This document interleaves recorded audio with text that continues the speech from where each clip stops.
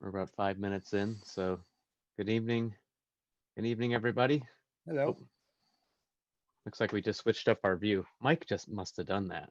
I don't know how else it would have happened. No, no, no, don't blame me. I don't have the power on this call. Okay, good. Well, I'm on twice, so we can't vote with my extra vote here, but I have my phone going so I can see what most people are seeing that aren't in the panelist list. But at the moment, everybody except for my second person is a panelist. We're going to do that during this section, the public forum. So welcome everybody. Hope you're having a good Thanksgiving month so far. Got one more week to go for that.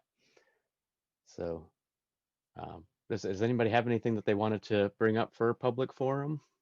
I do. Okay, Andy. I wanted to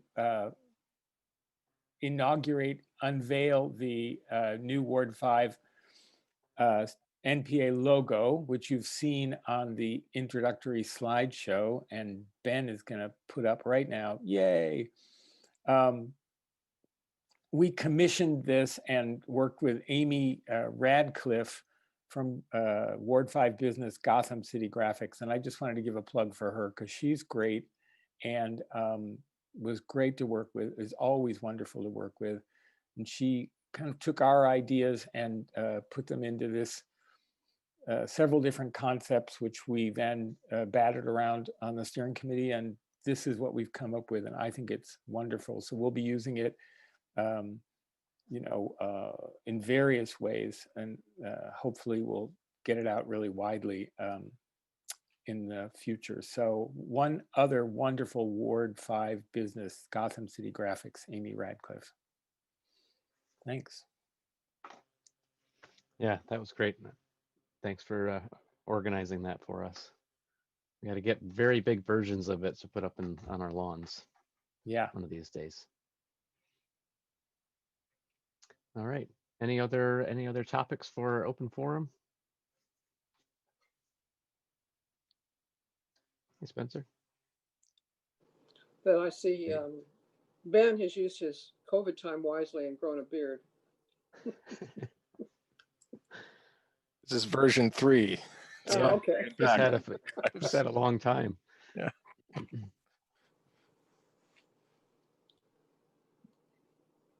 I've done that in a few. Last time I had much facial hair was last November, and when I went to South Korea, and I was just seeing some of the pictures that were 1 year old now, and I haven't done that in a whole year now. But it was cool to see that, and that was one of the hot spots for this disease early on. So Yeah. we got lucky there. We missed that. We were able to do it. So. Well, I'd like to say a word also about next month's NPA, which is on December 17th. Our theme, we'll have many elements to it, I'm sure, but our theme for December is public health. And of course, everybody's favorite public health emergency right now is COVID-19. So we'll have, among other things, David Grass, who's one of the in charge of contact tracing for the Department of Public Health, and agreed to come and talk to us about their efforts with COVID and specifically about contact tracing. And I sounded out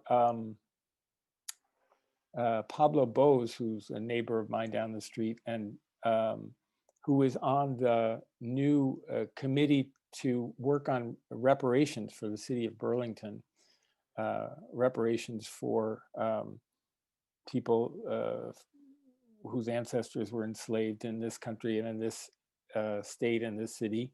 And so I'm hoping that he'll have the time to come just update us on their deliberations and their discussions about that. For me, it fits into the public health theme in the sense of racism and historic systematic racism as a public health emergency. So those are two elements of our meeting on December 17th. I hope you'll all join us. What was the name of the person you mentioned, Andy? The person from Department of Public Health is David Grass, and whose father lives in Ward 5, and Pablo Bose, who's a BOSC? geography professor at UVM. Oh.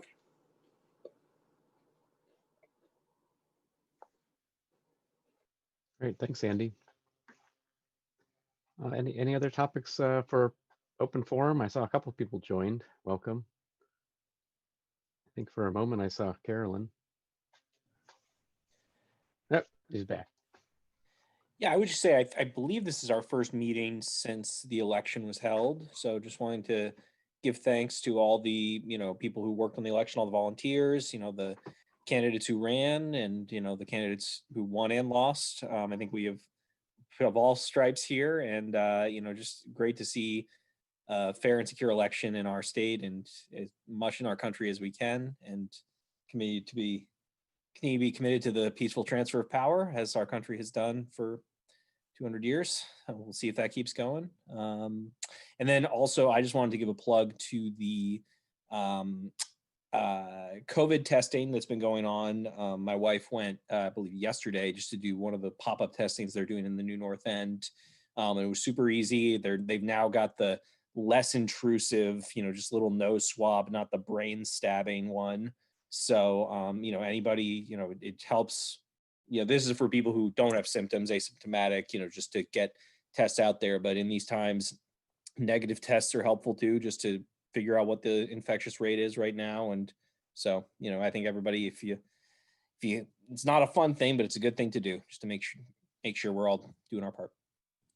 Yeah, I'd plug that as well. I got one of those tests. It took definitely less than 5 minutes, maybe less than 2 minutes, the whole ordeal, getting there, getting checked in, getting the actual test. And they don't tickle your brain with these ones either. So really not a bad thing. And it seems like they keep adding more and more days. So I know the way it was for when I set it up is that you book a 2-minute slot. So I think they kind of make it so that people are. Where is this testing? You said it's in the new North End. Yeah, I think it was at the Hunt Middle School, I think, Okay. in the lot of it. Yeah, and I know the city has been putting out information on some infographics with links. Yeah, I feel like I saw that there were a couple days at the Miller Center. Yeah. My wife's was at the Miller Center, yeah. Okay. Yeah. It could be. I'm so unfamiliar with the New North End that I was like, oh, I thought it was at the Miller Center, and then I was at the middle school. I was like, okay.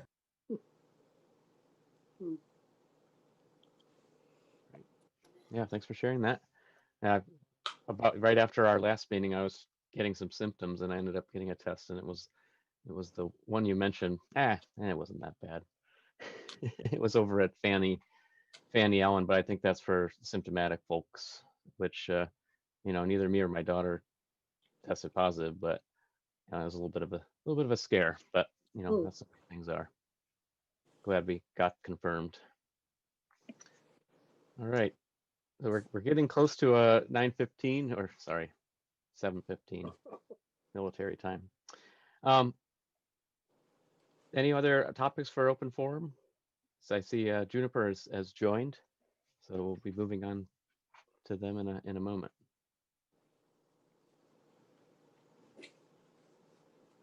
Hi, sorry for the delay, and we apologize in advance for like the chaos in our home. We're sort of like renovating right now, and in between this space and the studio, so Alexa had to run and be like, you guys, we're getting ready to go on in this Zoom, so we came running in. So I'm Jennifer Herrera Condry, and I am the visionary and creative director for Juniper Creative Arts. And I'll turn it over to Alexa. I'm Alexa Herrera Condry. I'm the model, videographer, photographer, art documenter. I take all the pictures, document everything. I'm as well as Will's apprentice and assistant. So I also help paint with the murals as well. And I also facilitate all of the K through 5 art workshops. Hmm. I'm Will Kasso Condry, muralist, illustrator, painter. I'm I'm not the greatest with these titles, but I am the artist who paints these murals and who gets inspired by Jennifer's vision and just Alexa overall being. So it's a group effort what we do. So, and Jennifer knows how I'm not really the best at having these types of discussions when it's just becomes centered on anything outside of what we do. But we love what we do, and we do it as a family. We do it together. So we all play our positions, our unique positions, but I'm more or less the person who wields the spray can. So Gabrielle, who one of your student painted with us. She would love to say hello. Okay, Here she hi. is. Hi. How are you? Good, how are you? Good, Oh, well. good. So the reason why we're here is because of Kelis, right? Kelis seems to be the catalyst for so much community engagement. Yeah. Not only for us, because we're not Burlington residents. We live in Brandon, but we were living in Middlebury before moving to Brandon 2 years ago. And so being able to sort of be embraced and by the Burlington community, especially the South End, because of Kelis, and even working with the students at Champlain Elementary School has been the highlight of our entire year. Yeah. So Kelis was the second mural that we got to paint in the public sector because, you know, from the pandemic. I mean, the last mural project we did was in January with Middlebury High School. And after that, everything got locked down. We had a ton of projects canceled through the pandemic. Yeah. And we just kind of went, well, let's just reimagine who we are as human beings and what the role we have to play in the world that is changing right now, right?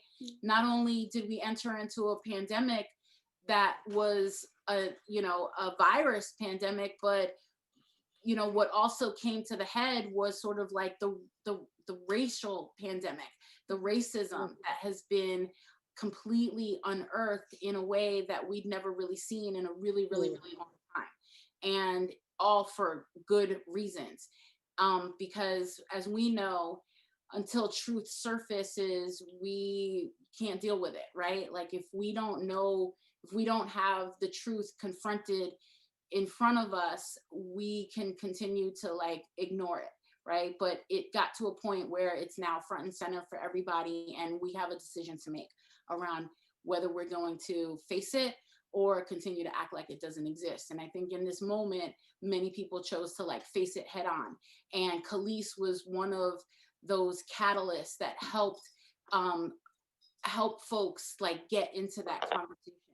And we saw what kinds of conversations were happening at the elementary school because of the partnership that we entered into by having Kelis be born there, basically. So I don't know, do y'all want to add to that? You said it really well. You know, the thing, you know, the one thing we're grateful for is that we got to produce this mural, because so much hate and resentment was being put out early in to try to stop it. And it was done so well that I think when we have these conversations that people tend to forget how much stress we were under and had to go through just to get it to that point, you know? And it's like, you know, combined, we have over 40 years of experience, you know, in doing these type of projects. So it's like when things like this happen, it's always like you feel like you're starting from day one. It's like, wow, we still, after all this time, have to have this conversation centered around our work, you know? And, but the ripple effect that's happened because of it, you know, is something that we didn't expect. And it's something that inspires us because we see the conversations that are now being had because of it. You know, the work, this is serious work, and we have to be imaginative in trying to, you know, find a solution to all the stuff that's going on.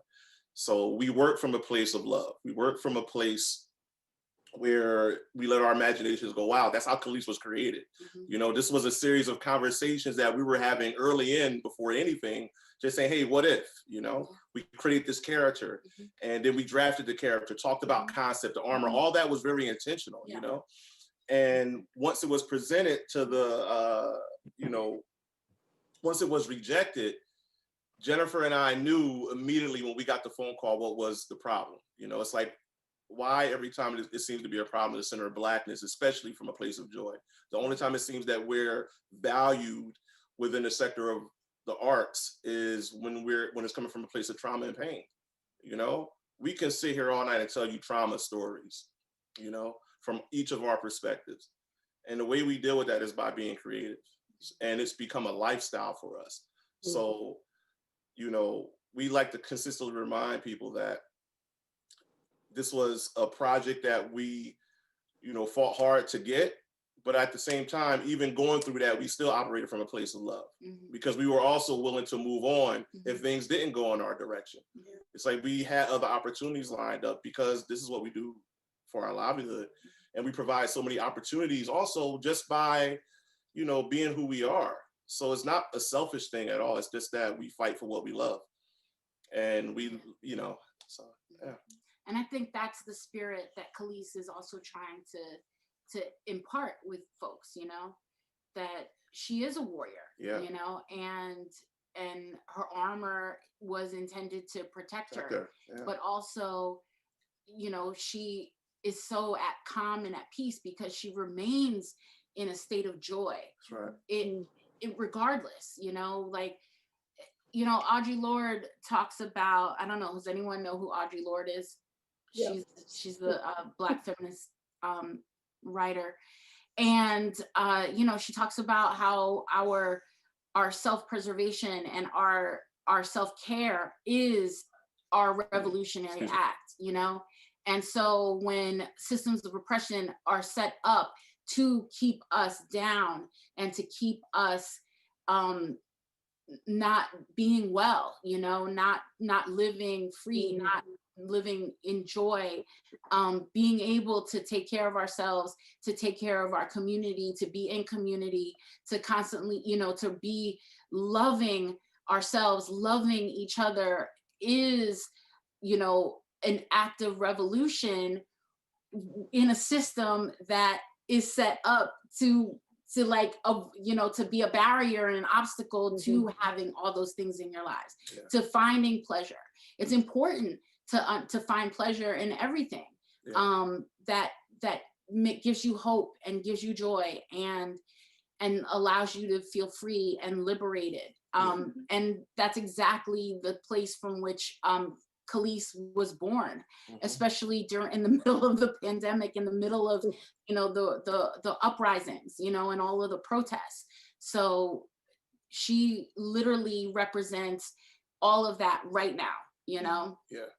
And also thinking about, you know, we're herbalists, we're spiritual herbalists, as you can see, there's like the entire, you know, part of the renovation in our living room here is setting up the apothecary, the home apothecary, because, you know, this is also part of where we find, you know, our love and our joy and our offerings in the world beyond the art is also medicine and magical medicine. So, you know, her living in and being represented in community with a natural environment. So if you look at the composition, like she's hanging out like in conversation with a hummingbird, you know, and she literally has, you know, a sunflower in her hair. And when we were there, some of the flowers that happened in the mural weren't part of the original design. They came up because we spent time in the garden. Oh, there you go. Wow, that's awesome. Thank you, Joseph. So, you know, That's so the after school directors there with my daughter. yeah. Oh, You yeah. know, So, you know, the sunflowers and the amaranths were some of the most prolific plants and flowers that are in their garden. And I spent time in there and went through the touch, taste, smell garden, and I came running back to Will and said, we have to put these things in. He's like, okay, Jennifer. And so that's well, you gotta that's sort of what happens. You have to you know, understand like- when we create together, we're very no holds barred with each other. Yeah. So it's consistently this dance. Sometimes we're Yeah. stepping on each other's feet, Yeah. but we get through it, you know. Yeah. And because just they're physically, you know, murals are very labor intensive. Yeah. You know, we were pulling like 10, 12 hours days on average. Yeah. So to get it done in that 9-day span. So, you know, we came back and he was like, okay. Yeah. And a lot of that for me, I felt, and I talked about this with some of the teachers, why I thought, you know, why we made this change in the moment on the spot. Yeah. Wintertime was coming. And that meant that every day that the students showed up to see Kelis, they also would have a memory of their sunflowers and the amaranths from their garden that was wintering over. The poppy that she's holding is in reverence to our dog Poppy, who passed away last summer. Her name was Poppy. She was a small white Shih Tzu, and she went with us everywhere. She was like our therapy dog. So she came with us everywhere. Every mural project, Poppy was always on site. If we were traveling, you know, the mural organizers, our rider says we need to be in a hotel that is dog friendly. And we need to be able to bring the dog on site with us. So Poppy traveled with us everywhere. So now she continues to travel with us in spirit as with the poppy flower as her representation in every mural that we do now. There will be a poppy shows up. And that's that's how we honor her presence on our projects with us still today. The clouds for us represents that brightness, that freedom. You know, that freedom. They free floating. They're still part of, you know, the elements. And, you know, the clouds are the first thing that we like to see break after a storm, when the sun comes popping through, like all of those things. The butterfly wings, you know, represents migration, you know, and the butterfly, the hummingbird, they're all pollinators, you know, and we joke and we tell you, we're like pollinator activists. You know? Yeah, you know, it's we all got a role to play, you know, and you can still be revolutionary and lighthearted, you know, and there's so many different battles we're fighting, and one is the battle to remain sane through all this. And what better way to do that than lose yourself in your imagination and dream of the world you want to see, you know? So it's healing. It's very therapeutic, not just for us, but for all the conversations we've had during the process, after, you know, all the stories that come from it, because none of this work is ordinary in a sense where it's like, you know, people from outside of what we do understand it. Most people don't see murals go up like this and this fast. And also the level of engagement, you know, community engagement is essential in what we do. So we're never not present for someone's question, you know, or just they be an ear. You hear all kind of stories when you're on site at murals. You know, it's all kind of people you run into, you know, so anything can happen. So you have to stay fluid. You know, even the way the wings came about, Alexa designed patterns of the original concept for the wings. But when, the card is right there. So when it came time to actually to do the art and install the art, we quickly realized that trying to follow that pattern was going to be more work, more time than we had. You know, it took probably a full day or two just to, you know, redesign it, which we just didn't have that time. So Alexa, along with assistant that we hired for the project by name of Will Gephardt, installed the student's art throughout the wings. And then towards the after everything was installed, that's when I went in and just kind of connected them all, and using a mosaic pattern, and which kind of like, and it became like stained glass. It became like stained glass. So that wasn't planned, so, but if we had been rigid and like, no, we're going to do it this way, the energy may have shifted, because then it would have become, we would have just had to exhaust ourselves even more to get it done and meet our deadline. So you have to I'm sorry to interrupt, but can you just make sure people understand what you mean by that student art and what's in the wings, what that is? Yeah. Oh, you want to talk about that, Alexa? Oh yeah. So basically, we had different shapes were cut out, like rudimentary shapes for students to just free paint on, and you got to see a wide variety of art, and it was so beautiful, just the creation of it. So we facilitated a total of 20 painting workshops between during the day between the 4th and 5th graders. In the after school program, we were able to work with K through 3. And then on a Saturday with the King Street Center mentors and mentees, mentor pairs. And so everyone got to paint their individual pieces of art, which got collaged and made up the wings. Oh yeah, you can see it. Yeah. So All right. students got to pick the shapes that they wanted. So we had diamonds and arches. Yeah, all geometric shapes. And blue wasn't, well, it became intentionally left out of their paint choices because the background had so much blue.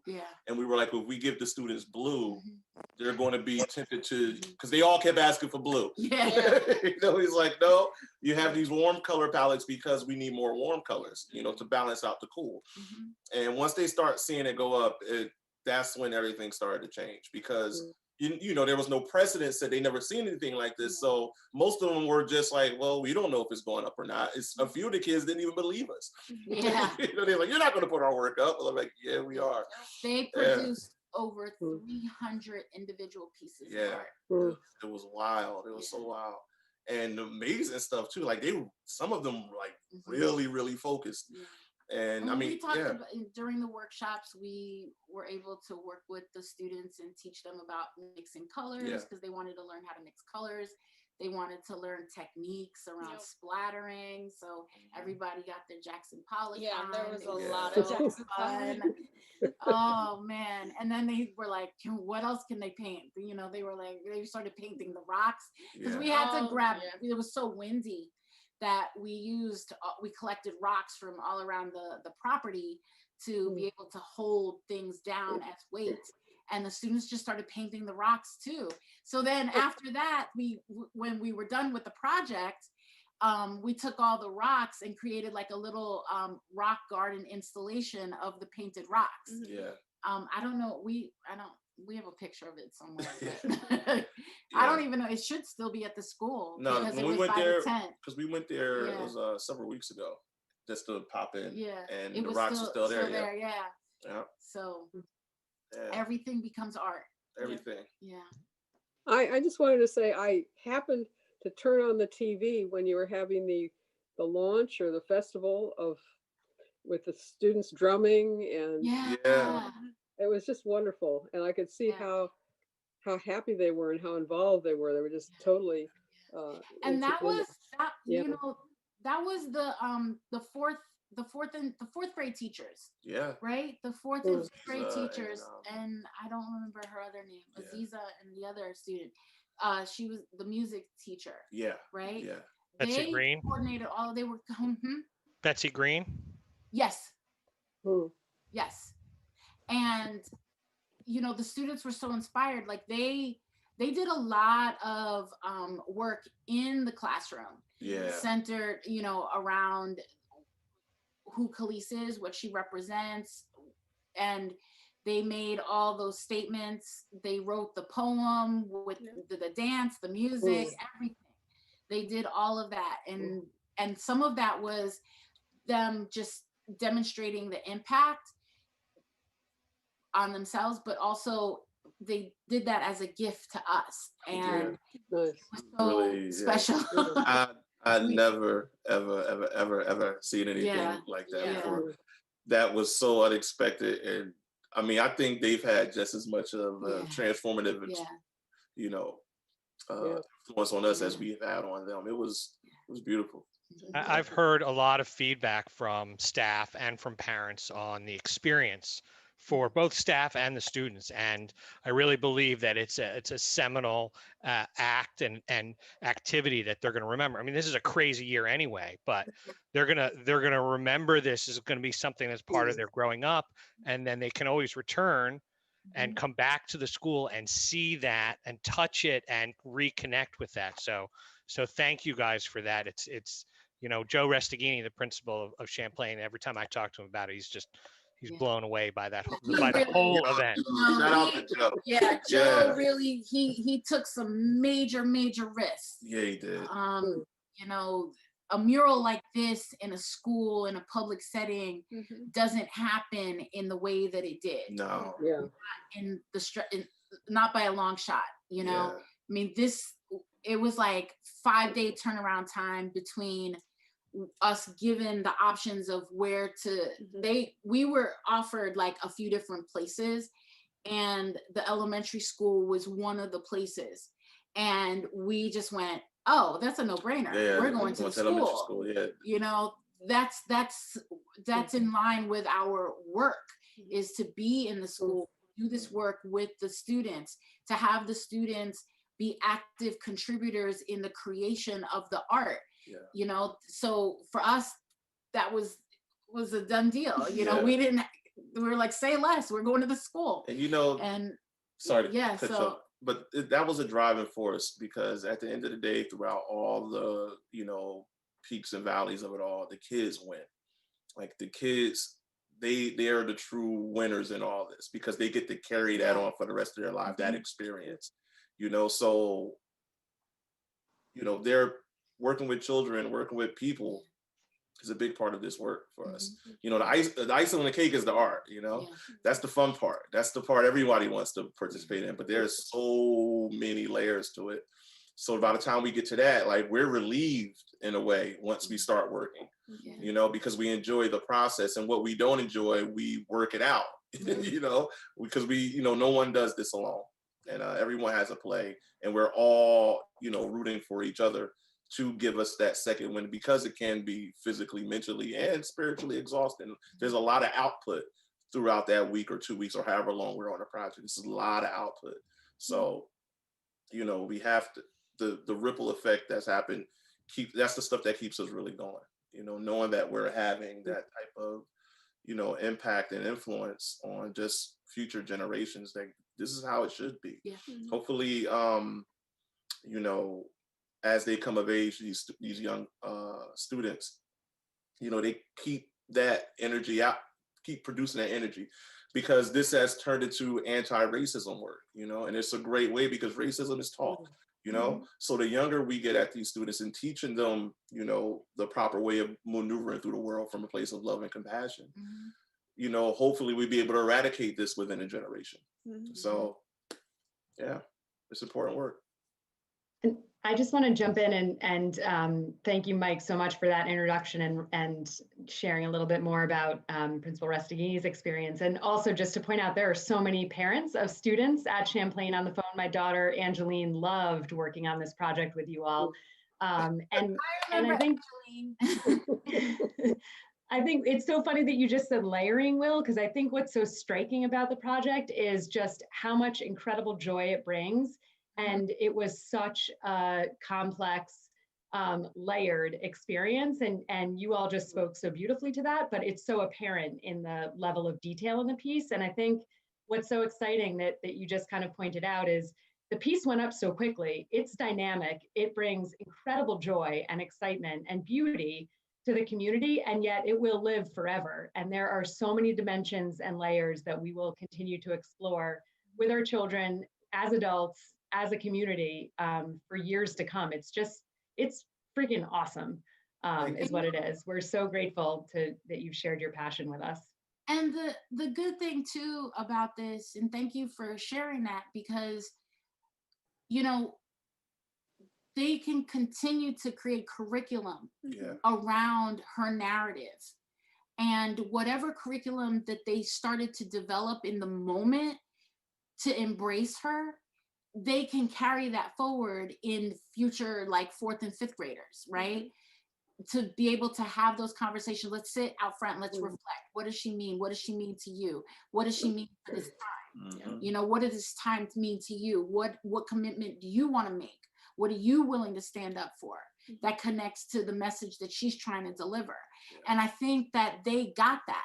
You know, I think Joe Restaghini saw that right away. I think it was Aziza that picked up on this, said, we have to have this, went to Joe and was like, and then Joe was like, okay, you're right. Let's figure this out, you know? And the thing is that also, Joe and Will only like a month beforehand had a preliminary conversation about us coming into the school after, like, when they were able to have people in the school, teaching artists come in and do a project inside the school. Yeah, we were talking about doing something in like February 2021. In 2021. And then all this happened. And when he reached out with the wall at the elementary school, it was like Jennifer said, it was a no-brainer. Like, yes, you know, this is right up, you know, along the alley of what we do.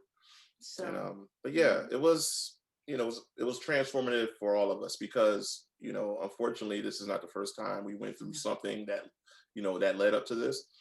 And in the past, you know, the response wasn't as calm as it was when we heard, because we were, in a way, we were prepared. You know, all the times that it happened before, it just seemed to come out of nowhere. And then you start to realize the pattern, which is that, you know, Blackness, regardless of how it's centered, especially coming from a place of joy created by a Black family, seems to be very controversial, you know, and, you know, unfortunately, you know, it's probably not the last time it's going to happen, you know, but we have the tools now, you know, we have the voice is being heard now, and we take pride in our work. And the difference too is that we know what we do is quality. We know that we have integrity in everything that we produce, in everything that we create, and we don't. And so we recognize that it's not personal. No. You know, that there's still so much work that needs to be done outside of us. You know, for people to accept it. We're going to keep doing what we do. Because we know that wherever our work lands, it was meant to be there. And so we don't let those things hold us back. We're just like, well, then that's work y'all need to do and figure out. But we've got other work that we have to get done over here, you know, and we'll loop back, you know, and so, but we understand and we know that, like, Burlington is definitely sort of like the Mecca right now. It's like the art Mecca of the entire state. Basically, everyone looks to what Burlington is doing, and this was pretty public, and the community response to what happened led us to Champlain Elementary School and basically the South End of Burlington and just Burlington community at large, basically saying, you know what, this mural absolutely represents so much of this community, not only in representation of Black women, but also in the message, you know? And so we were really happy that Burlington spoke up against the one business owner who said, this doesn't represent this community. And they were like, wait a second, you don't speak for us, you know? And for Alexa, who had just graduated University of Vermont, she's like, how are you gonna say that the college is here and a Black woman on a wall doesn't represent the college? She's like, I just graduated from UVM. I just spent the past 4 years living in Burlington. So I'm part of this community too. Like, so, you know, there was just so much that that was unearthed, you know, and back to what I mentioned at the beginning, like, truth will always show itself, you know, and people have a choice to make around whether they want to face the truth, accept it, or continue to ignore it and sweep it under the rug or whatever. The saying, truth is like oil and water, it always comes to the surface. Yeah. So, you know, they could try to, you know, sweep it under the rug, or no, it's going to come to the surface. And we, you know, we do multiple things. You know, like Jennifer said, we're herbalists. You know, I have a studio practice. Alexa is apprenticing, and all things are. She's learning everything now that you don't learn in school. You know, and but you know, in applying it to not just becoming a better artist, but becoming a better person. And we're all holding each other accountable and consistently educating one another. So we keep our eggs in multiple baskets. You know, and we establish ourselves in. You know, it's disciplines. We have multiple disciplines. So it's like, okay, if you try to shut us down with the murals, we're just going to come at you with something else that's dope. You know, we're very confident people, and we love to share what we do because it's always from a place of love and healing and growth. You know, there's some questions. Thank you, Gabrielle, again for being here. And Carolyn, hi, good to see you, even though we don't see you, but we see you. Carolyn.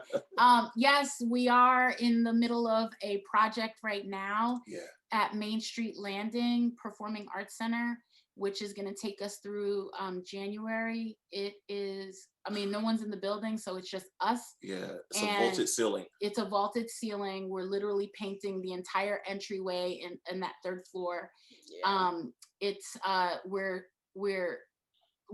and it's actually continues to evolve, but it's 200 plus years of BIPOC revolutionaries and artists, activists, scholars who have been very instrumental in laying the groundwork and foundation for many of the social movements that we are at the forefront today. Yeah.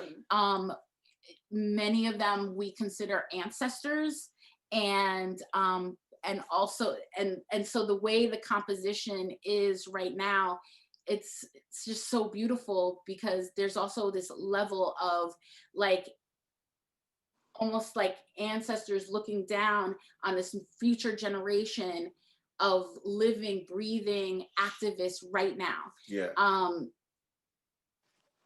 That takes us into the future, right? And there's also a part where there'll be like these unknown young generation of children that will be emerging that will still be rest on the shoulders of all of this legacy of activism and scholarship around anti-racism work and anti everything, right? Like anti all the things that keep us from living whole, free lives and in community with one another. So we getting our Michelangelo on. Yeah. This is definitely first as far as the level of detail. You know, we don't have any photos because we're in process right now. Yeah, I mean, if you go to our Instagram, there is. Like, So on our Instagram, we've been posting progress shots through our stories, and then I create like a highlight. So you can go to the highlight on the Instagram to see like where we're at. Yeah. But yeah, we're not going to be there until the 27th. Yeah, we don't return till the 27th. To the 27th. So in these next couple weeks, we're continuing to. So Carolyn, our Instagram is at Juniper Creative LLC. Yeah. That's our Instagram. Yeah. But the mural site isn't open, so like don't come visiting. Yeah, us. no, we're not even gonna allow for that until the mural is close to completion. But we've been doing our own independent document because we're very particular because it's still very raw, you know, and we're very public with our process, but this is part of this since it's such an intimate setting now because at any given time we're the only ones in the building, and maybe aside from one other person.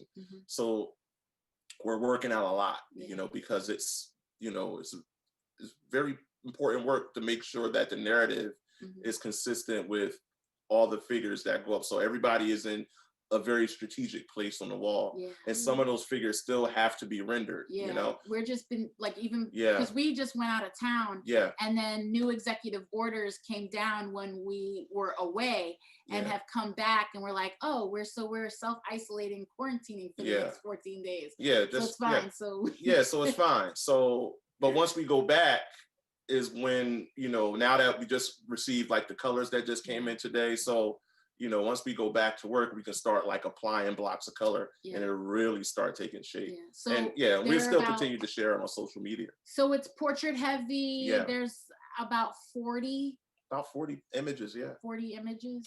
Some are just side profile, some are the full bust of people, some are full figure. But it's beautiful. And we decided to honor some of the early Black Vermonters that are just now getting visibility. So we've been really excited to do that research and partner with folks so that we could represent them in the composition. Because obviously they are ancestors to the rest of us who are able to be here in Vermont. It's going to be pretty striking. Where did you say it's going to be? Where is it going to? Oops, it's at the Main Street Landing Performing Arts Center, which is the Lake and College building. Great.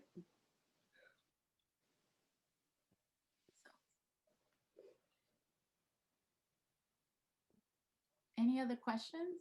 Alexa, you want to type in the Instagram? Yeah, just so people can follow us.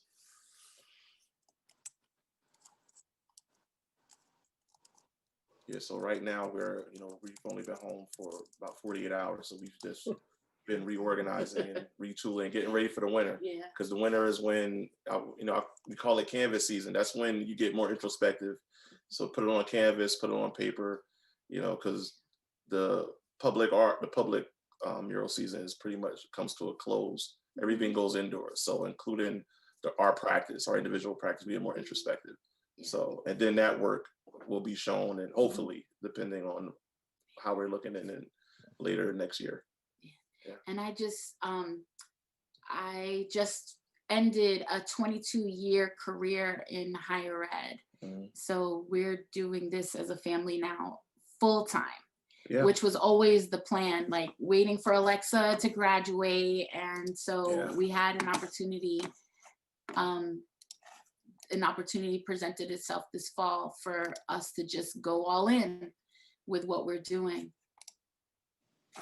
Thank you all so much for joining us this evening. This was really a tremendous opportunity to hear from you and learn from you. I'm just so grateful. I'm also a parent of a Champlain Elementary student who's a kindergartner this year, and it's a heck of a year to start formal schooling. And, this just brought so much joy to his start of his school experience. And I think that's true for all of the Champlain students and us as community members, and can really feel it hearing from you all. So thank you for spending time with us here tonight. We really, really, really appreciate it. Carolyn wanted us to tell you about a mural we just completed before going indoors to Main Street Landing. It came up literally within like, we painted a mural on the outside of 88 Oak Street, which is the new cooperative building that houses All Souls Tortillas. I think that's what they're called, the tortilleria, and Cafe Mama Juana and Papi Cafe. So those were the two restaurants that just opened up in the building. I guess Papi Cafe operates during the day for lunch, and Mama Juana is in the evenings on Wednesday through Saturdays. So they asked us to grace the side of their building with a mural. So we got it done just in time before they did their big grand opening. So now people can find their building because what they see first is the mural. Yeah. But a lot of people don't realize that like we're the artists of the mural, but it's now like the landmark. Oh, find the mural on the corner of like Oak and Intervale. Yeah. And that was fun because with that one, it was pretty loose in concept as far as the freedom we had. We didn't have, you know, they pretty much like, you know, do whatever, you know, spirit moves you to. And so we were like, well, this is the idea we have in mind, which was based off some concept work that we've done in the past. And then, you know, we added some elements of what they asked for as far as like the different vegetables and such in the bowl that the figure is holding. Many of it is ancestral foods from my country. Which is well, they don't know. Haiti, the island of Haiti and Dominican Republic. Yeah. So you know, it's always that back and forth dialogue because we also want to make sure that we're, you know, putting elements of whatever it is. You know, for instance, like, you know, with that restaurant, there's elements of what they envisioned as well as, you know, what we create. But they gave us freedom. You know, you always get the best work when you just let the artist do what they want to do, and they like go for it, do whatever your heart feels. It was fun to paint. Thank you, everyone. Oh, someone found our Instagram photos. Yeah, awesome. I think that I see it in the chat. Sorry to jump in here. Looks like there's Facebook and Instagram on the chat, and I've been following you all, and there's another Champlain parent as well. Let me just add to the choir. I just think it's absolutely awesome what you guys have done there. I drive by Pine Street every day, and it's just such a joy to go by the school. So thank you very much for bringing her to us. I also just want to check in on our fearless moderator here, Joe. I think I've seen you like talking a couple times there. Do you have audio right now? Yeah, I don't think I do. Oh, I hear you now. No, I saw your mouth moving before, but I sorry. reset this about Sorry a to minute or interrupt. I two just ago, wanted to so. check to make sure that we could still hear Joe there. So, all right. But thank you, Juniper Creative. You guys are just fantastic. And I know we're over time. I'm so No, sorry. no. I just wanted to make sure that Joe was still there. I've been yelling at you. No, not really. Great. Thanks again. Yeah. Thank you. Have a good night, y'all. Thank you. Can't wait to see that thing at Main Street Landing. Yeah. Bye. All right, y'all. All right. So sorry we made you wait a little bit, Casey, from Pathways. No worries. That was awesome to hear about. I'm Casey Carpenter. Can you all hear me? Yep. Okay, great. I'm Casey Carpenter. I'm the Outreach Associate for Pathways Vermont Support Line. And Abby Levinson is also on the line, and she's the Employment and Outreach Team Leader at Pathways. And we're here just to spread the word about the support line. And I'll keep it pretty brief. I have a quick presentation, so I'm just going to share my screen. Okay. Okay. Can you all see that? Yes. Great. Yeah, so we're just here to spread the word to you all about the support line, and it's a resource that's available for anyone 18 and up statewide in Vermont. And our goal is for every Vermonter to know that the support line exists, especially this year, this time of hardship. So that's why we're here. The support line offers free and confidential support and connection via both phone as well as text. And we operate 24 hours a day, 7 days a week. And we're what's called a warm line as opposed to a hotline. So what that means is that the operators are local peers who've been through challenging situations themselves, and they're available to offer a listening ear and non-judgmental support. And that's for just about any reason. So we focus on supporting callers who reach out for anger over a frustrating day, feeling alone, wanting support for substance use, or just wanting to chat. So I'm just going to briefly run through a little more info about the support line and how it differs from other services like crisis hotlines, and then we'll have a chance to answer any questions. The philosophy of the support line is based in the intentional peer support, or IPS model, which all the operators are trained in. And that's rooted in connecting from a place of shared experience and without judgment or advice giving. And like I said, many of our operators have gone through extreme or challenging situations themselves. So they're really able to meet callers from a place of like experiential shared understanding. As well, one of the guiding principles of the support line is a belief in the healing power of connection, of simply having someone just to listen to and validate your experience. And our philosophy is also based in the belief that individuals have the capacity to grow and change, and that they are the experts on themselves. So people often wonder how the support line is different from crisis hotlines. And some of you may already be familiar with this, but Vermont has 10 designated mental health agencies, each with their own crisis hotline. So ours in Chittenden County is Howard Center, which operates First Call. And the Pathways support line aims to serve a complementary role to these crisis lines. So whereas the support line is staffed by peers with lived experience, crisis hotlines tend to be staffed by operators with formal educational experience, often licensed counselors. And a primary service that the crisis hotlines offer is to screen callers for the need for higher level services, such as emergency services, whereas this is not a primary service that the support line offers. That said, support line operators are trained to refer callers to crisis or emergency services if necessary. And lastly, crisis hotlines do offer counseling when possible, but they may not always have the capacity to, take calls on a daily basis from the same person about how their pet is doing that day.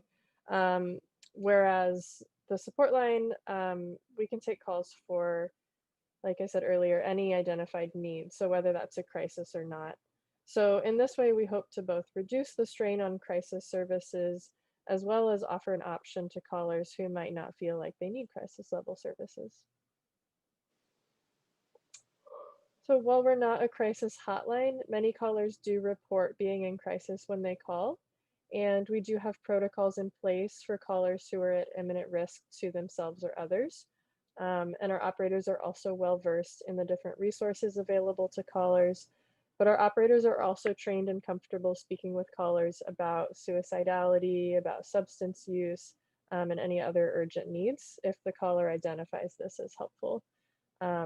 We feel that when someone is in a dark place, simply forming that non-judgmental connection can really be a lifeline. So in the best cases, these calls can prevent a crisis from escalating to an emergency. So this is our phone number. It's pretty easy to remember, 833-VT-TALKS, and the numbers to that are right below it, 888-2557, and that's the same for calling and texting. And again, we're open 24/7 to any adults in Vermont. And we also have lots of resources available. So if you work or live somewhere where you'd like to hang up a flyer or display some pamphlets, we would love to share those with you. We also have some digital materials that can be shared on social media. So feel free to shoot me an email at kc@pathwaysvermont.org. And you can also find more information on our website, including some testimonials, and that's pathwaysvermont.org. And that's all I've got. So feel free to ask any questions, and Abby and I can try to answer them for you. Thank you.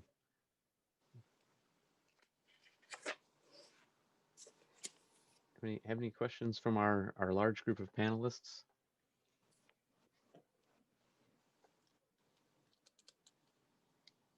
All right. Thank you for being patient and speaking with us tonight. Yeah, thank you all so much for having us. Thank you. Yeah. Thanks for what you do too. All right. So the next item on the agenda was Cindi from Parks I think I saw Cindi earlier. Yep, I'm here. Yeah. And then Emma Nice Allen. background. Yeah, thank you. And just so people know what that is, we just today put up a pop-up disc golf course at Shifaletti Park. It's a 9-hole course. Encourage you to come on out either by yourself or with your immediate family right now and check out our 9-hole disc golf. Those are buckets, 5-gallon buckets that my husband cleverly made to use as targets. So come on out and give it a try. Just park at Miller, and it's the first hole is right by a small trailer that's right in the baseball parking lot there. But I also want to introduce Emma Allen. Emma's our event coordinator here for Parks. And what we're here for today is to let you know that in 2021, it's the 50th anniversary of Oakledge Park. And so we were coming to the NPA to see if anybody was interested in joining, a small committee to look at what we might do for the 50th. It's, pretty exciting to have a 50th anniversary of a park, and it's a very beloved park, as you can tell if you try to park there any evening in the summer. You think you might want to grab a sunset. I hope that you guys are all walking down because likely the parking lot is full. But so really that's what we're here for, is to see if there is interest in getting involved in the 50th. And you could just be sharing in the chat or out loud any ideas that you have that you think would be a great way to celebrate the 50th, with that mindset that, there's a good chance when summer hits, we're still living within some restrictions. So I think a party of 2,000 people at Oakledge is probably not happening down there this summer, but it seems like there's lots we could do with, history, pictures, along that, throughout the year.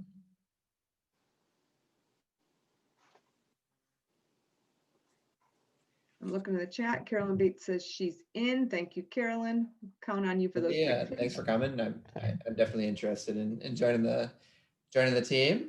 Might as well get a little bit more Parks and Rec fun in my life, and that sounds pretty fun. I think we should turn it back into a working farm again for like a couple days. Fill it with cows, and they fill up the space, and we just walk around. And... There you go. Well, there was definitely a great work done to at least revert some of the area actually back to the natural wetlands. So, well, we did revert back to the farm. We did get some of the natural wetlands reverted back. And if you go and you like the disc golf, the pop-up at disc golf at Shifaletti, if you go try it out and you say, whoa, that's kind of fun, that might be kind of neat to do at Oakledge this winter, let me know. We just would have to find 9 more buckets, which seems like we can find 9 more buckets, and put something up at Oakledge. The ground is starting to freeze though, so it gets a little bit harder to get those stakes in the ground. Yeah.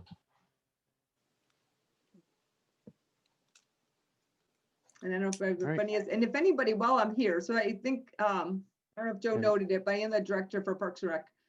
So if anybody has any questions too on any of the projects that we have going on, we're obviously, the bike path down at your end of the woods is wrapping up. I'm sure none of you have been out on it. I'm sure, but we've actually had, we have noticed that there's a fair amount of traffic when the construction's not happening. Folks are checking it out, but we are hoping to open that up. It'll be early December that we'll be getting that back opening in. And if you haven't been down there to take a peek at what's going on, it's a phenomenal change. I think of any section of the path that's been renovated so far, that is by far the most extraordinary change.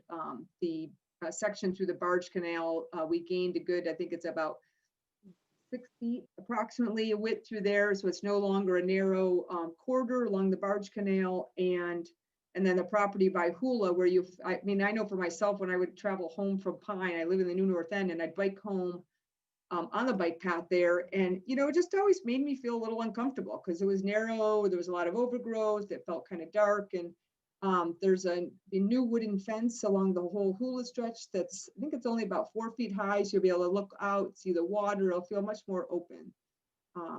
So hopefully you guys will enjoy those improvements. And I'm just looking in the chat to see. Thank you, Cindi. Yeah. I guess you could share the, and if there's any kind of website that you had regarding the Oakledge anniversary or just the general. We haven't started anything because frankly, to be honest, is that really to pull something like this off, to do something special, we'll need some support. We can have I mean, Emma's great. She would do like a 1-day type thing that's down there, encouraging folks to come down. But if we want to do more with that, you know, doing history and doing photos, and you really need folks to be interested in getting involved. And I figured to hit the NPA in where Oakledge is seems to be the best start for finding people who are interested in getting involved. Yeah. I don't know if, is Callahan your guys in your ward? I'm not sure it's in your, is that in your ward? That's one that you'll be seeing fairly soon. We'll be putting out I think we already, no, I don't think we put it out yet, but we're putting out soon a master plan, and proposals for consultant for a master plan for Callahan. We've got coming up over the next few years is the playground, getting a new playground there. We did just reseal the courts, but we do need to eventually replace the tennis courts. The basketball courts need to be replaced. So while we have those significant projects there, we figure it's a good time to look at that park overall and how it's being used and see if we want to make any other changes to the park. So when we get to the point of the public comment time, we'll be sure to make sure that that will come to the NPA and let you know the status and how to get involved with providing input with Callahan. All right, great. Thanks a lot. Yep. You're welcome. Any other questions? Emma, I don't know if Emma, do you have anything at all that you want to add? Anything that's any of your pop-up winter ideas that you have for the different parks real quick? I could do a mini update on that. Oh, your sound's not it's coming through. Using the voice changer. Computer doesn't like my headphones. Stay tuned. This winter, we are working on expanding winter programming to have a bunch of fun COVID-safe options for kids and adults. So the goal is a little weather dependent, but we've got cross-country skis, we've got snowshoes, we'll be getting sleds, and whenever we get a nice big dumping of snow, we're going to pop around to different parks: Oakledge, Callahan, Battery, Ethan Allen, Star Farm. So those with kids on snow days or weekends, we'll have some fun, safe opportunities this winter for playing outside. Thanks, Emma. Thank you. Joe, could I say something real quick, just briefly? Certainly. Okay, thanks. So Cindi and Emma, thanks very much for being here. You signed me up as well for the Oakledge 50th. I've mentioned to you before, Cindi, that I hate to call him out here. I hope he doesn't mind, but one of our fellow steering committee members, Scott Pavek, got married at the Forever Young Treehouse there a couple of years ago. And I thought one of the cool things you could do on the 50th is highlight a bunch of couples that have gotten married there over the years, because I see that happening all the time. Just one idea I had. But while I'm here, both Nate and I also serve on the Parks Commission. So just a little pitch to people that if they want to get more involved or more information on the parks, we usually meet the first Tuesday of every month. Our agendas are posted online. And then, Cindi, because you mentioned Callahan, I know that Max Madalinsky, who works in your department, when he's wearing another hat, is very involved with trying to save the, or keep going, I should say, the ice rink at Callahan Park. And Max on our Front Porch Forum just recently posted a GoFundMe for people if they want to contribute to keeping that ice rink going. And so just thought I'd use this as an opportunity to put that out there. And I put the link to it in the chat if anyone's interested in contributing to the Callahan ice rink and keeping that up this winter. But thanks so much. I think this is going to be a great celebration next year. Great. Thanks, Ben. Thanks, everybody. All right. All right. Thanks, Cindi. The next item we had was the school board. Is Mike still on? Oh, I'm still here. All Thanks, right. Joe. So thanks, everybody. Now that we've all had some good conversations now, some tough conversations. So I want to start with what's going on in the district. There's a lot going on in the district, and sometimes we on the board we forget this because we're focusing on the hard stuff. But elementary schools are 4 days a week, and it is, it's challenging with a lot of the restrictions. But from what I hear, especially at Champlain, it's going well. People are respectful. The kids are are understanding how to be cautious. Middle school is a little tougher. They're still in the hybrid mode, so it's 2 days a week. And I have heard it's a good experience when they're in the schools, but parents are concerned that it's not enough in-person learning. But according to the medical experts that are advising the state agency of education, middle schoolers have a higher rate of infection than elementary schoolers. And so they are still concerned, and they don't see anytime soon moving middle schoolers to 4 days a week. And then we move on to the real tough subject, which is around the high school. So quick recap, there's a renovation project that we're working on, and found a bunch of PCBs, which are some really bad chemicals from when they originally built the buildings, and the rates were very high, extremely high in one building, and over a screening limit for Vermont's screening limit. So the kids have been out of the building this whole school year. We have been trying to find them some short-term alternatives. And so starting next week, the high schoolers will, so they've been all remote since the start of school. And that's really tough. And I've heard some pretty heartbreaking stories from parents and from staff. And we also don't hear as much from families that are a little more vulnerable, kids who have a little more needs, and they are suffering even more. So we're trying to figure out, and the district staff have been working really hard, how to get some in-person learning this school year. So in the short term, starting next week, they're going to be utilizing the Edmonds campus, so both the elementary school and the middle school, and they're going to be going every Wednesday. So each high schooler is going to get a half a day of in-person learning every week. We were hoping to send the kids to UVM during UVM's winter break for December and January. Very exciting. Move forward with the negotiations. And then this recent spike of COVID infections, UVM got cold feet and went all the way up to the president. And they said, unfortunately, they don't feel comfortable having that many new people on campus. So the short term is Wednesdays at Edmonds. And then the long-term solution, there's basically 3 long-term solutions. 1, do nothing and continue with just Wednesdays.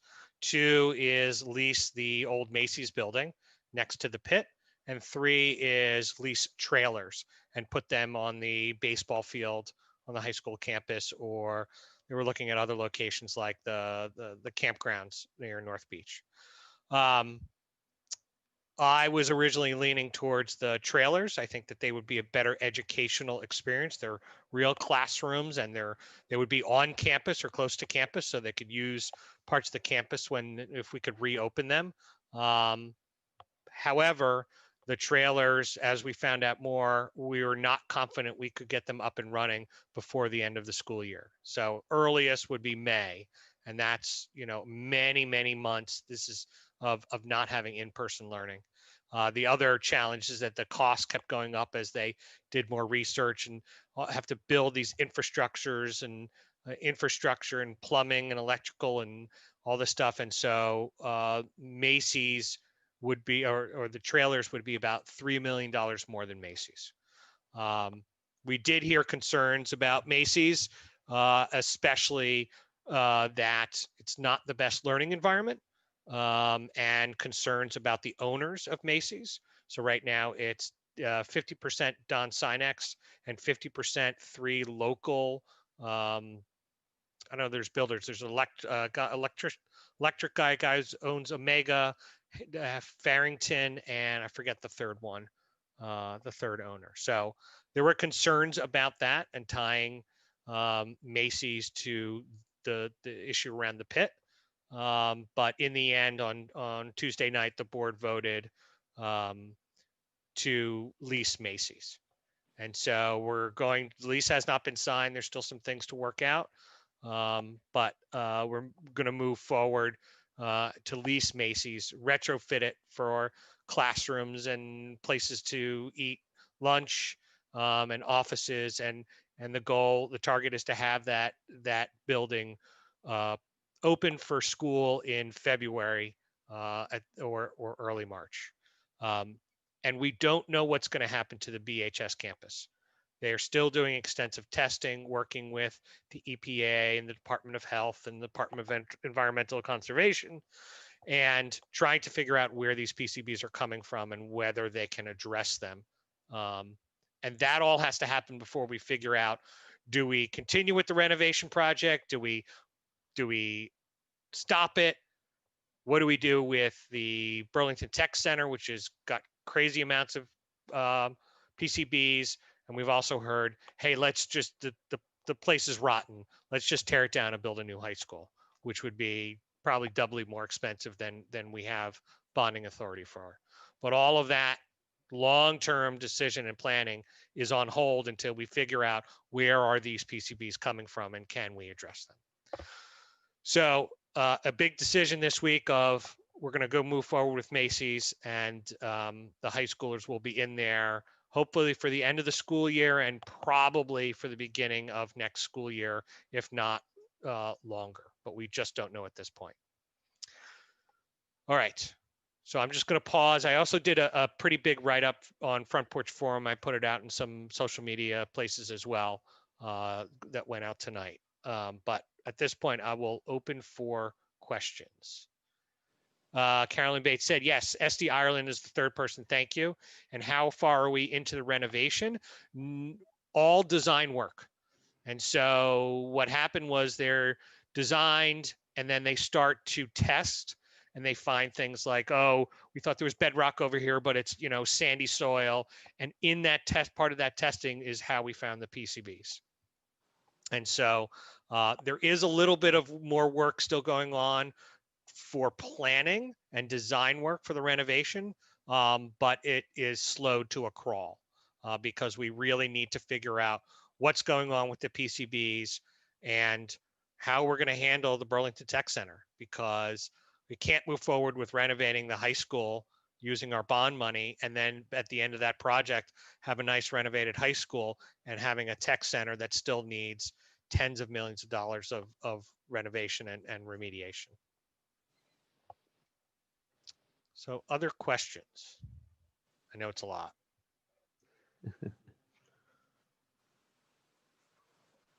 Mike,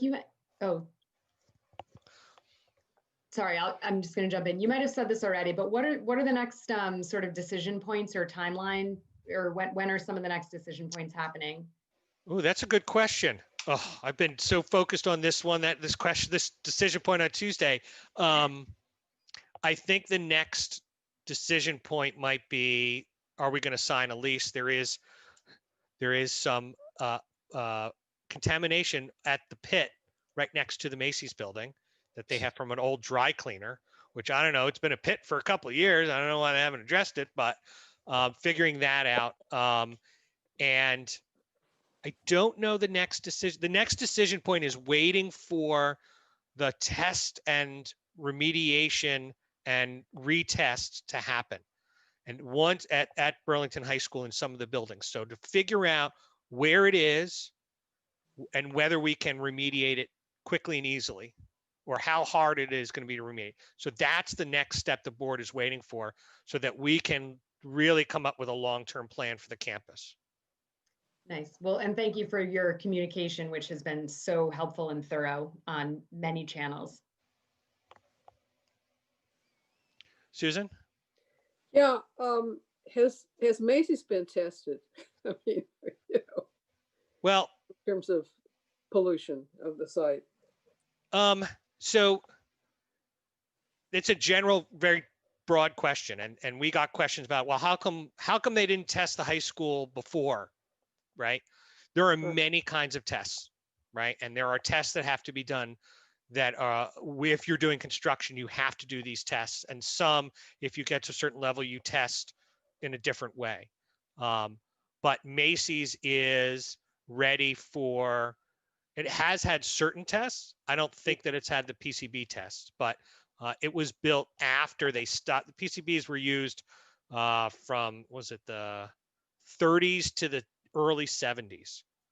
And the Macy's building was built after that. So we're not concerned that PCBs are in the building. We're concerned that there was a dry cleaner and there's a plume in the soil, which is apparently happen when you have these dry cleaners that just dump their pollution in the soil. So that's the concern, and that's the big concern now. Thank you. Mike, what effect, if any, does the city's litigation against these same developers have about entering into another agreement with them? And how is the school board working with the city on that front? Well, thank you for that question, Billy Clark Esquire. Yes, the legal aspect to this is pretty tricky. And I know that the board definitely got some feedback like, don't put your toe in there. Don't get in the middle of this. And the owners did actually try and tie this Macy's into the I don't know what the right word is, conflict, disagreement, whatever word you want to use, between the city and the owners. And we decided to say, you know, we're working on what's best for the kids and we're going to keep that separate. Yeah. So there is a political danger, right? Because we are dealing with the same entity. We're just dealing with the same four owners. But we are structuring the lease in a way that should give us protections about what we expect in terms of, I mean, down to like, they're going to test vibrations and there's going to be certain levels. So if they really start to build, and we're really trying to keep it separate, even though of course, the owners wanted to use us as leverage because, you know, it's all the city to them. But we've tried to structure to keep it separate. And we have been in communication with the mayor and the city council about this, and they agree to keep those two things separate. Thank you.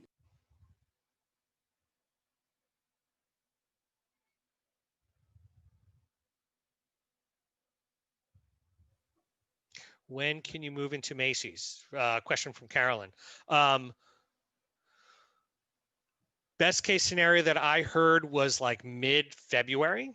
I've also heard concerns from people who are not intimately involved with the project. There's no way that they could do it in that time, but Dave Farrington has said he's going to get it done and it's going to be part of the lease. So we're open to, you know, mid-February, and then the winter break is at the end of February. So we're already talking about, hey, maybe we move the high schoolers and do their break earlier when they're doing remote only learning. And if we can open the Macy's at the end of February, that'd be great. Or beginning of March around town meeting day. So that's kind of the ballpark that we're looking at, but still a lot can happen, right? So one of the things that can happen is if we still have a spike in infections and the governor starts shutting down certain things and we can't get raw materials into the state. So there's all sorts of unknowns that could happen. And, you know, if you've had any experience with any kind of building or renovation or construction project, right, it never goes as planned. There's always stuff that happens, unfortunately. Has anyone had a perfect renovation construction project where it went totally smooth and you came in under budget? Does that ever happen? All the ones I did myself. Not in Vermont, Mike. I don't think anywhere. Thank you, Mike.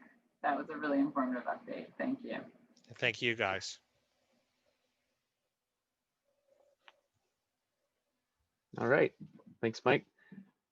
Let's see. We have a few different folks on to look at we're calling this the small business spotlight section. So I saw Steve Conant on earlier.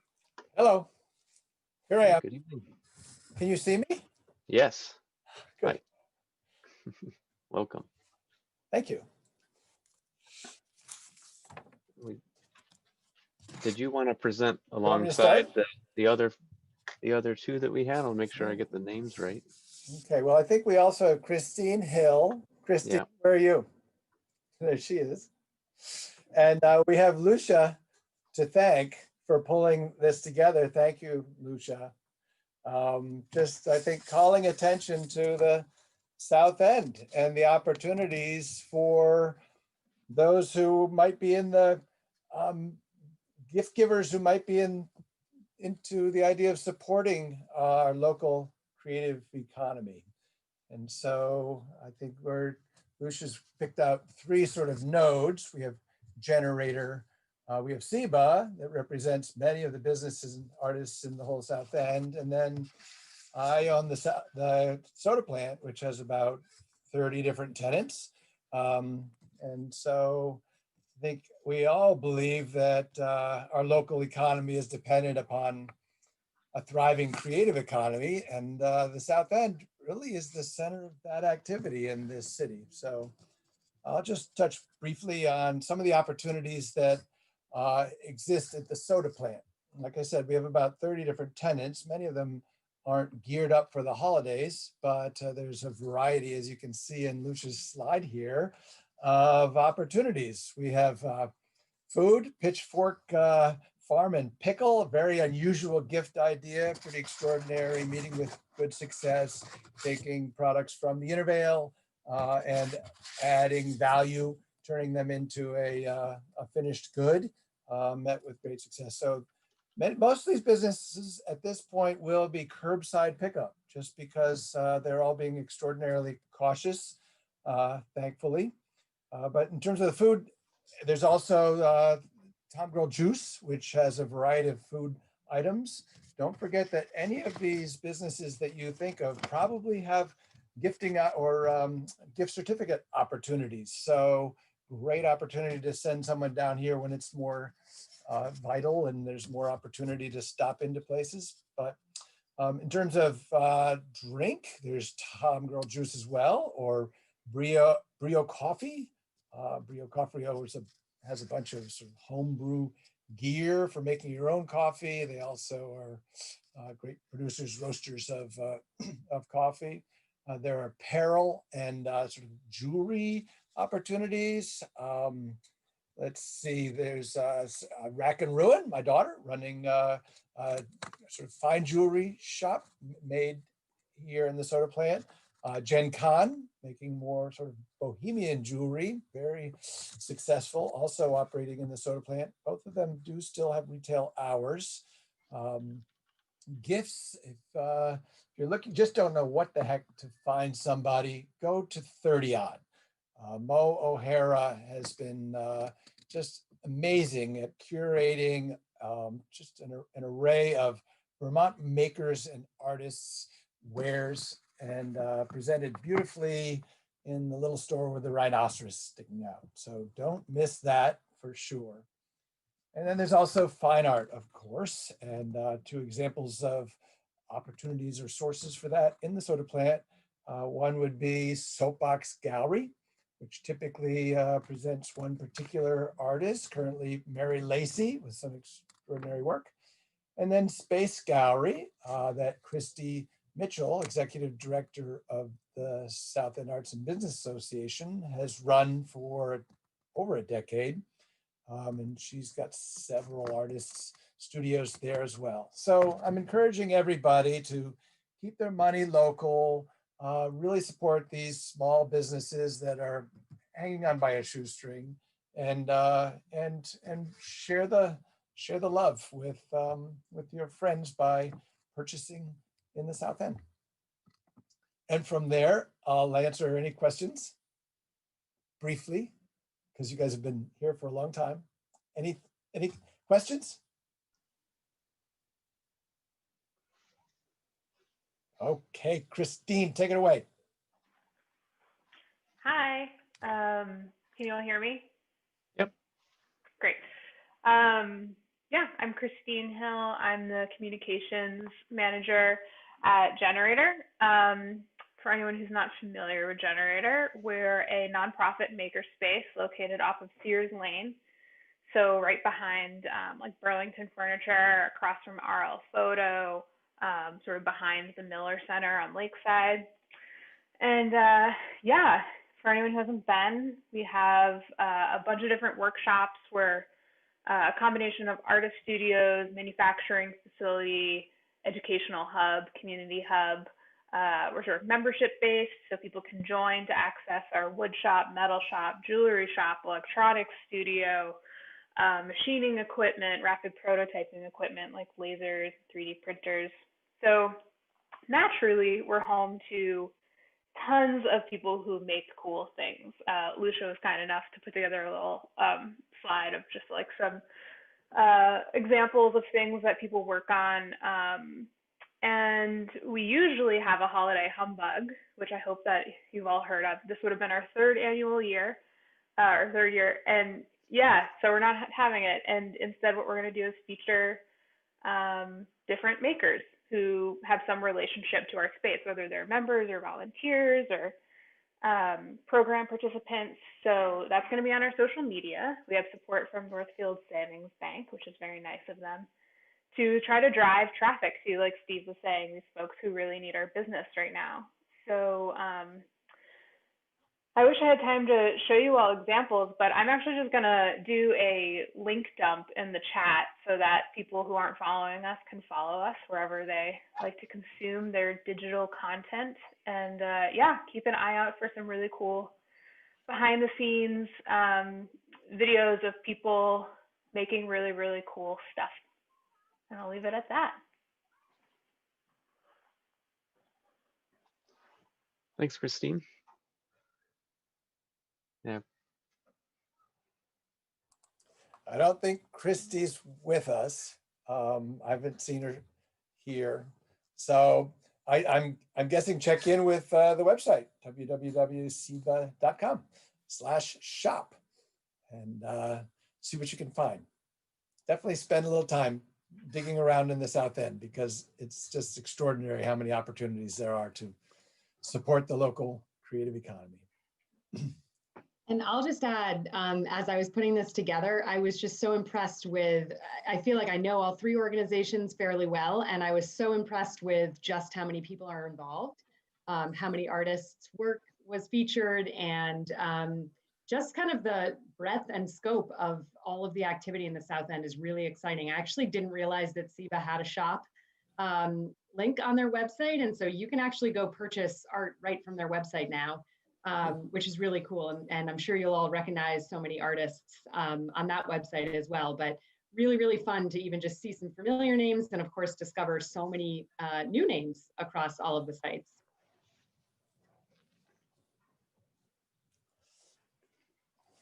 Thank you, Lucia. Yeah, I didn't realize that we didn't have all three folks on earlier, so thanks for jumping in, Steve, to point out CIBA. I'll also like to take this opportunity to thank Lucia for joining the Generator board. So nice. In terms of growing the organization and being there for the South End and the just driving this economy locally, thank you, Lucia, for making that choice. We are very excited to have her on board. That's very kind of you. I'm honored to be a part of the team. I think Generator had begun to accept new members maybe a month ago. Is that still an ongoing saga? We reopened in July and yeah, started accepting new members August or September. Yeah. And it's still going pretty well. We're definitely running like way below 50% capacity at any given time. We have full, sanitizer out of our ears. Things are going really, really well. And it's great to be able to open safely for a lot of these makers who actually rely on our equipment to make their living. So it's working out well. And if anyone's interested, I do virtual info sessions. At this point, maybe once a month, maybe I'll start doing more. So if you're someone who might benefit from access to Generator, or if you're just curious about this like strange warehouse on Sears Lane, feel free to hit the link I dropped in the chat to our website and click tours and sign up. Great, thank you. All right, that brings us to the end of the agenda for the evening. I guess we went a little bit over. Thanks for sticking with us. And any other comments for the evening before we sign off? Thanks for coming, everybody. That was great. Thanks for hosting. Thank you. Yeah, thanks for being here. I also want to thank folks for adding usually, at least in the time that I've been involved with the NPA, we haven't really had an agenda item that's dedicated to the local business community.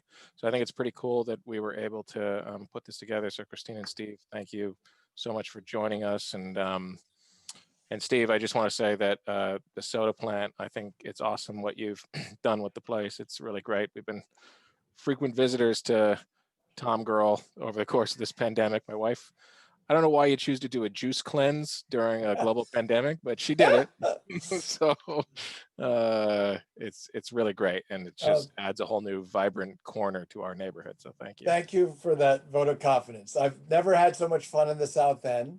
I was going to speak up. It is a construction project that came in on budget, on time, and it was my project, so I got to drive it. I'm sure, but feel very happy with it. The tenant, it's full. The tenants are amazing. We have just extraordinary young entrepreneurial businesses. They're working together in a way that I'd hoped for the last 20 years, but never really came to be. And so, yeah, it's I appreciate your vote of confidence. It's been a fun project. Hey, Steve. Fabulous. Thanks, Carolyn. All right, we don't need to talk about that anymore. Nice to see everybody, and thank you so much for adding us to your agenda. Absolutely, it's a This has pleasure. been a really joyful conversation, you all. Lots of positives here. It's a nice way to spend a Thursday evening. Thank you so much. All right. Yeah, all of the presenters were fantastic today. Everybody was the great spread of information tonight. So thanks everybody for putting it together and being here. Say thanks to everybody, basically. All right. Thank you. Thank you. Bye. Good night. Thank you. Thanks.